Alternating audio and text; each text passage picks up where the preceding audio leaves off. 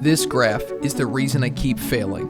This graph represents anything you do in life. The x-axis is how good at something you become, and the y-axis is how easy that something is to do. This part here, this is the good enough zone.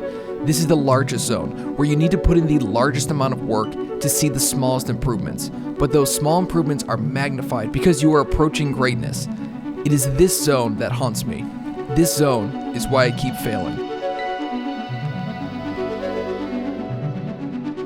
At the beginning of the year, I made a promise to myself. This year is going to be different. This year, I'm going to add 14 habits to my life, 2 yearly, and 12 30-day challenges. I even saved that video onto my desktop, as 2024 will be the year that changes my life. Instead of being the year that's changed my life, it's been the year of same old, same old. The year of I'll do that tomorrow. The year of good enough. There is a quote that has never once resonated with me, and it is, never let perfection get in the way of good enough. For so much of my life, I have allowed good enough to get in the way of pretty much everything. This YouTube channel, I like to think to myself, almost no one has a YouTube channel with 4,000 subscribers, but is that all I want? Am I letting the idea of good enough get in the way of so much more? This is actually a constant in my life, save for one thing, and that's golf.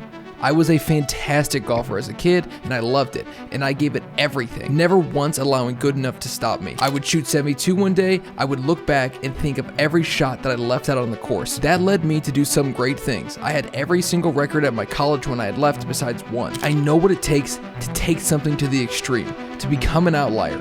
Yet here I am, letting good enough get in the way of everything. A trend I've noticed with people who achieve a high level of success is that you look back in their history and a lot of them were really good athletes. Somebody that comes to mind is like MKBHD. He is obviously a professional ultimate frisbee player. And I think a lot of that comes down to the fact that to get really good at a sport takes years and years and years and years of grinding at something until you reach that level. And I've always thought basically with myself that I've done that before. So why can't I replicate that on YouTube? But the more I've thought about it, the more I've realized that I am not willing to stick it out through the lows whenever it comes to anything that isn't golf. If it's YouTube, I don't stick out through the lows. I've done a lot of 30-day challenges, and I've only done about 10, 12, 13, 14, 15 days of them. And I think the reason is because I'm willing to start something new.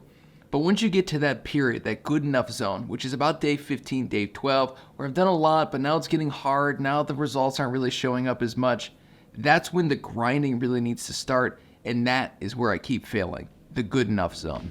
This chart is what I came up with to describe just how hard it is to become really super good at something. In the beginning, it's easy. The progress you make are leaps and bounds better than you were just even the day before. But slowly that progress begins to wither to an almost indiscernible amount each and every day.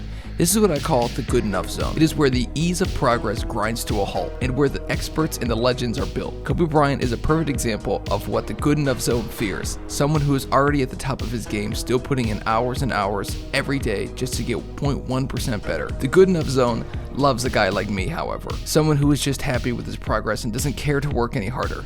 I am sick of the good enough zone. And if I want this channel to succeed and have any chance of success, I need to be able to push past the good enough zone, whether it's in the challenges or just in general and anything throughout my entire life. The good enough zone is where dreams die.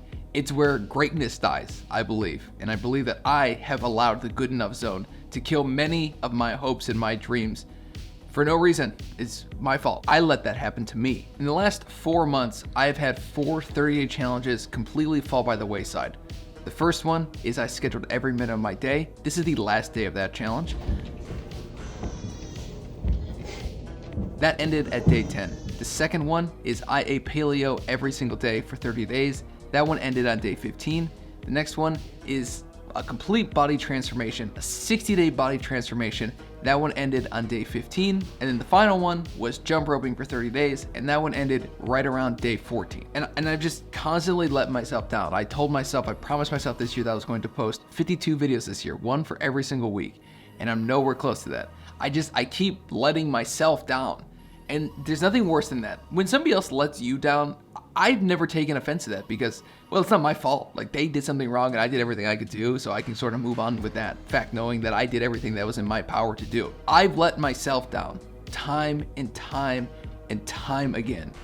And I want to stop letting myself down because I know that I deserve better. Failure is closing in on me.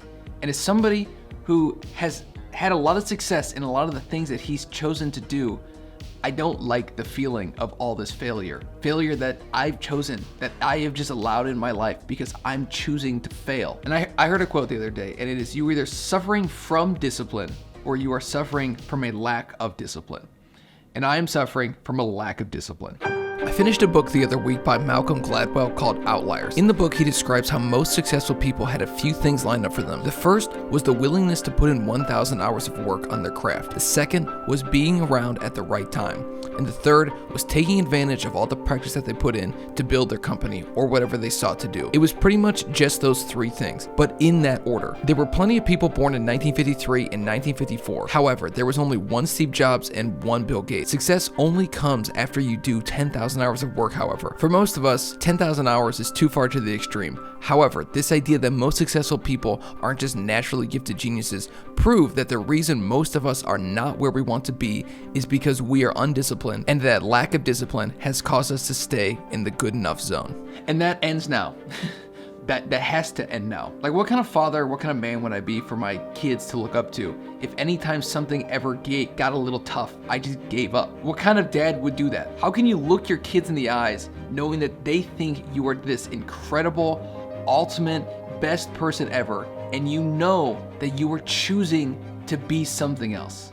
How can you look them in the eyes? So this video is a moment of self-reflection for me. Maybe I will continue on the path that I'm continuing down and nothing will get better.